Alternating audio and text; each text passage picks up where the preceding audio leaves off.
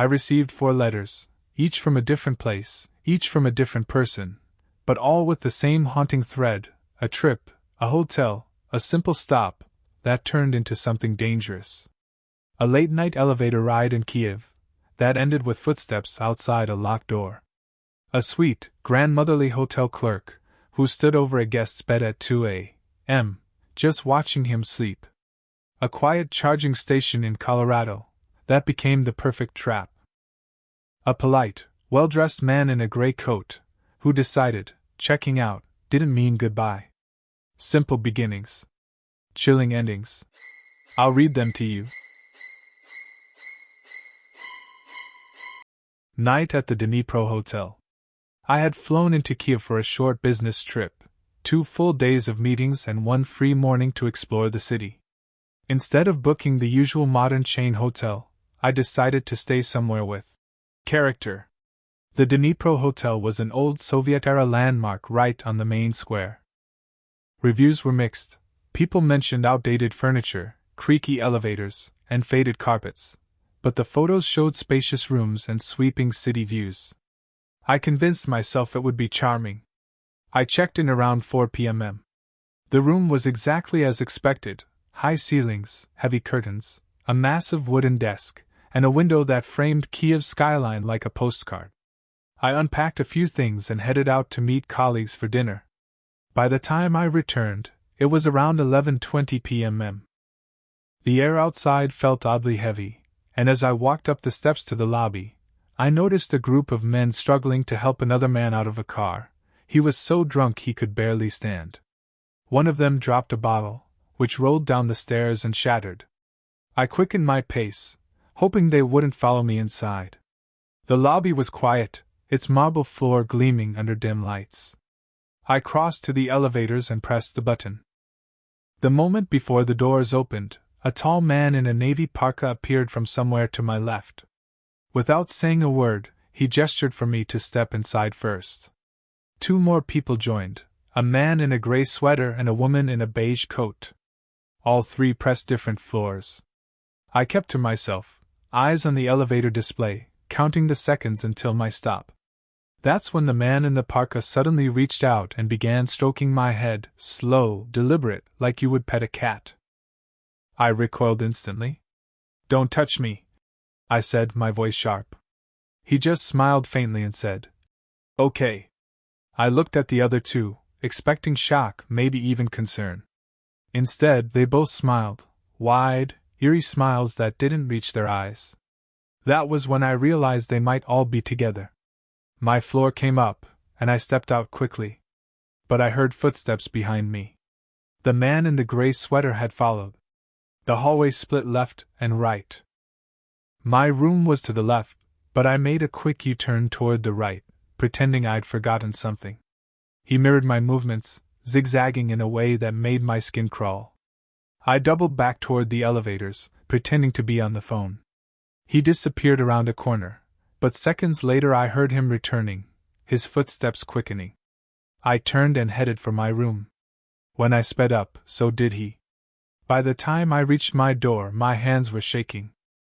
I slammed it shut and locked it, pressing my back to the wood. Then came the sound of slow, deliberate steps outside, pausing at each door, as if he was listening for movement inside. There was no peephole. My only option was to call security. "Security," a man's voice answered in Russian.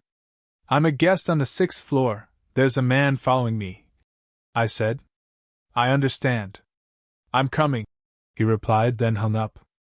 I stood frozen, listening. The footsteps stopped, but I didn't feel safe. Minutes later, the phone rang again, the receptionist this time. Her voice was calm but urgent, giving me exact instructions. The guard would knock a specific pattern, and I wasn't to open the door for anyone else. It felt like she'd done this before. When the guard arrived, his tone was dismissive. "They were just drunk and confused," he said, escorting me downstairs. But the receptionist, her name tag read Masha, avoided his gaze. "This hotel, it's not a place for a girl like you," she said softly, almost apologetically. That was enough for me. I called a taxi and left within the hour, checking into another hotel across the city. Later, when I contacted the Dnipro hotel for a refund and described everything that happened, they denied it all, even claimed they had no employee named Masha. Unfortunately for them, I had filmed nearly everything. To this day, I wonder how many times this has happened before, and how many women didn't get out in time.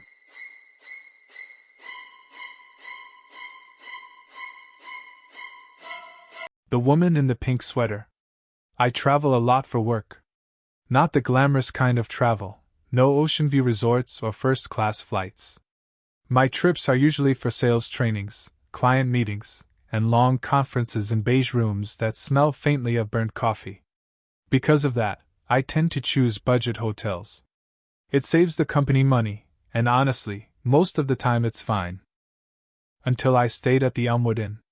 It was just outside Rochester, New York. The online listing showed an old red brick building covered in ivy, vintage charm, in big letters, and room photos that looked clean enough.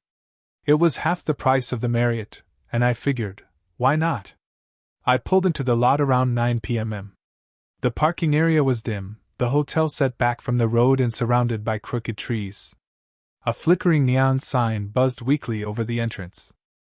Inside, the lobby smelled faintly of mildew under a layer of something floral, like someone had sprayed air freshener to cover it. Behind the desk stood an older woman in a soft pink cardigan. Her thin white hair was pulled into a bun, and her glasses magnified her eyes so much they looked almost cartoonish.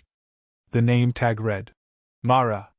Mr. Turner, she said before I could even speak. I blinked. Yes, that's me. I've been expecting you, she said with a slow, warm smile. You're in room 214. Second floor, end of the hall. Let me know if you need anything at all. I'm always here. Something about the way she emphasized always made me uneasy, but I brushed it off. The room was small but tidy, beige walls, a faded blue quilt, an ancient box TV that probably hadn't been turned on in a decade. I changed into sweats, answered a few emails, and got into bed.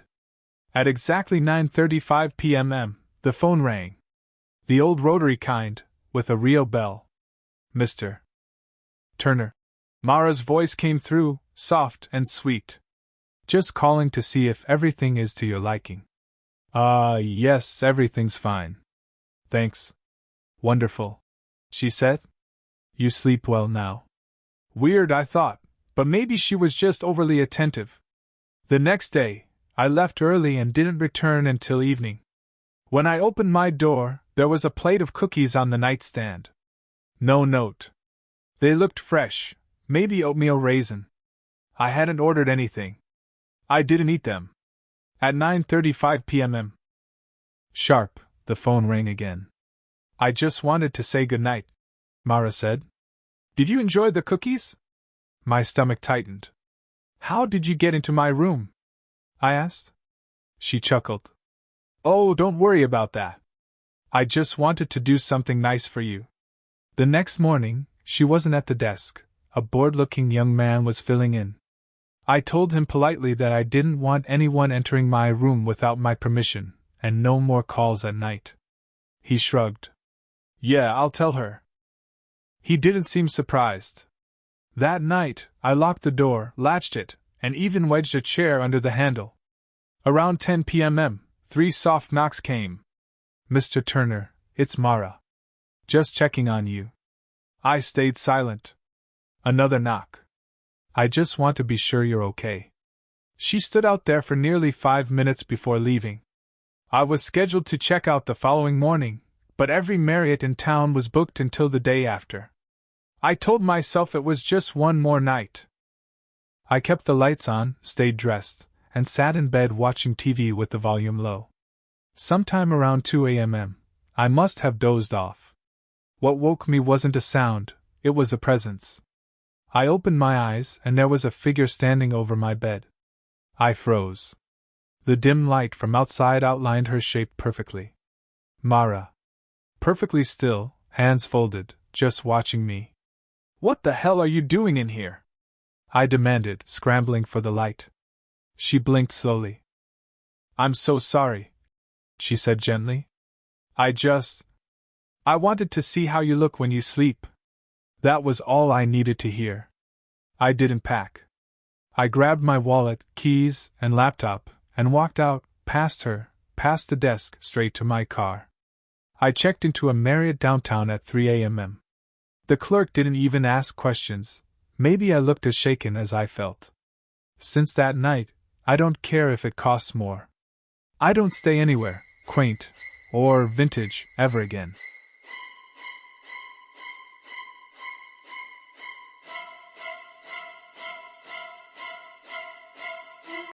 The charging station trap. Last September, my best friend invited me to meet her in Aurora, Colorado, for a veterinary conference she attends every year. I decided to make it a solo adventure, a road trip from St. Louis. I'd been curious about electric cars for a while, so I rented one for the week. It was cheaper than a gas vehicle, and I figured the charging stops would be part of the fun. The trip out was uneventful. The car was smooth and quiet, and every charging station I'd stopped at felt safe enough.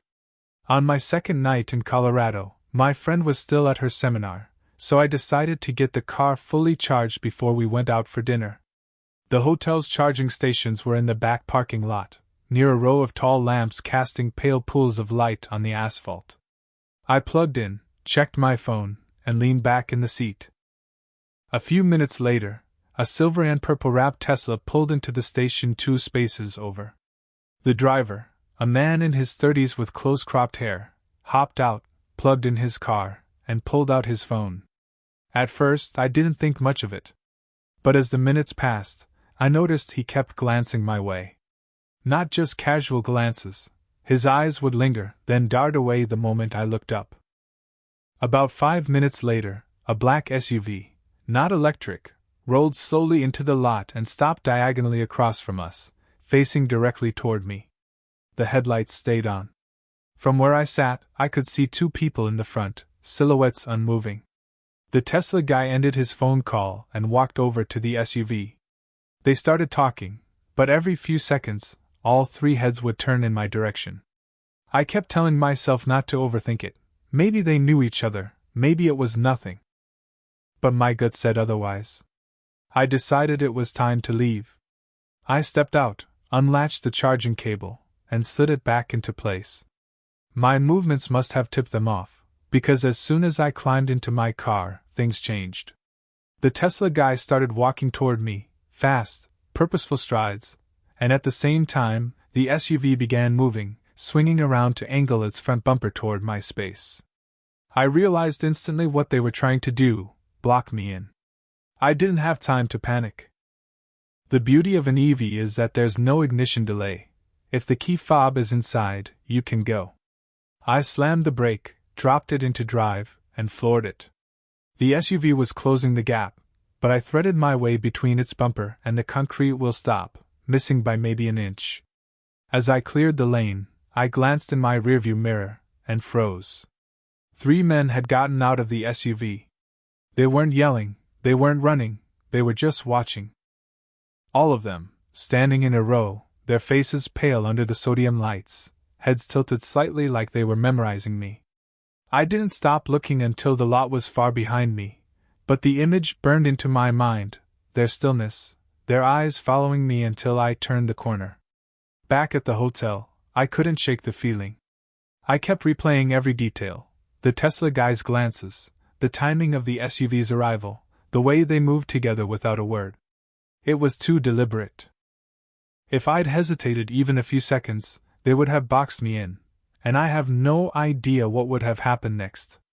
Later that night, I stepped out onto my balcony to get some air, and froze again. Down in the parking lot, under one of the lamps, a silver and purple Tesla was parked. Empty. But it hadn't been there before. I shut the curtains and locked the door. For the rest of the trip, I refused to charge the car anywhere at night. I stuck to busy stations during daylight, kept my head on a swivel, and parked where I could leave instantly. I'll never know if they were after the car, my belongings, or me. But I do know this: when your gut tells you something is wrong, you don't wait for proof. You leave.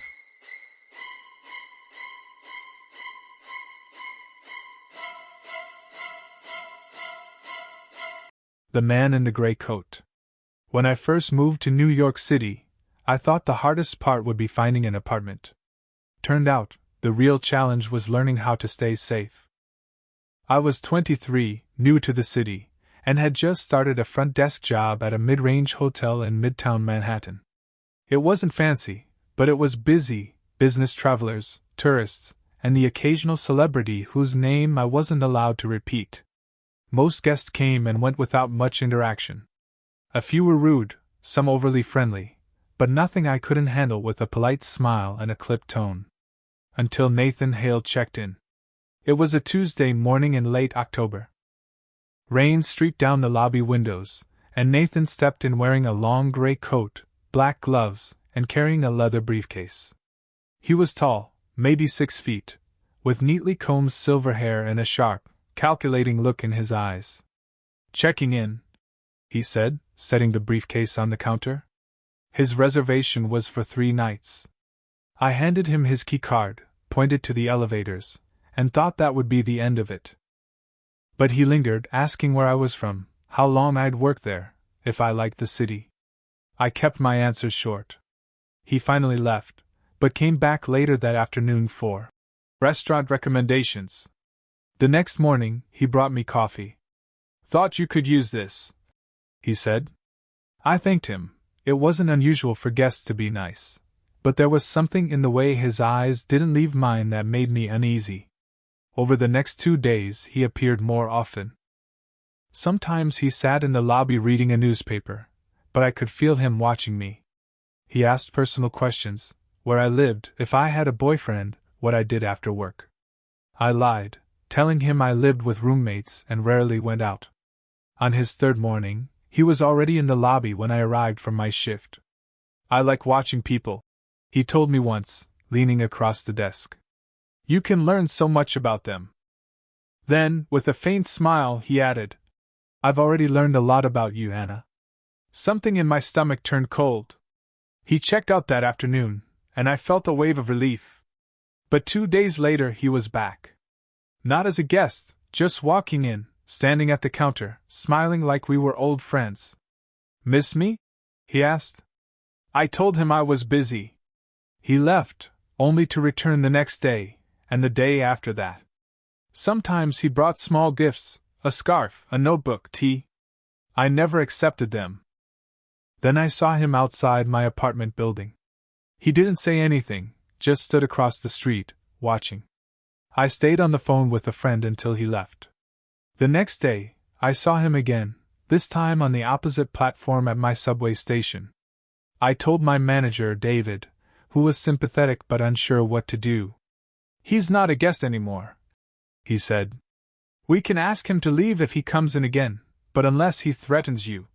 His voice trailed off. I started documenting everything: dates, times, what he said, where I saw him. The gifts went into a box. It all came to a head on a Wednesday afternoon. Nathan walked into the lobby, straight to my desk. "We need to talk," he said. "No," I replied. "You need to leave." He stepped closer. "I care about you. I think you feel the same." My hands were shaking, but I picked up the phone and called NYPD right in front of him. His smile faltered. "You're overreacting," he said. "No," I told him, my voice steady now. "I'm not." 2 officers arrived within minutes. I showed them my notes and the box of gifts. They escorted Nathan out without incident. He never came back. But for weeks after, I jumped every time the hotel doors opened. I couldn't walk home without scanning the street. I moved apartments 3 months later and quit the hotel soon after. I found a job at a bookstore in Queens, small, quiet, safe. I still check over my shoulder when I walk home, but I'm not frozen by fear anymore. Nathan Hale took a piece of my peace of mind, but he didn't take me. I'm still here. And I'm not afraid to speak up again. Let me know what you think in the comments. This was Tell Me What Happened. I'll see you in the next story.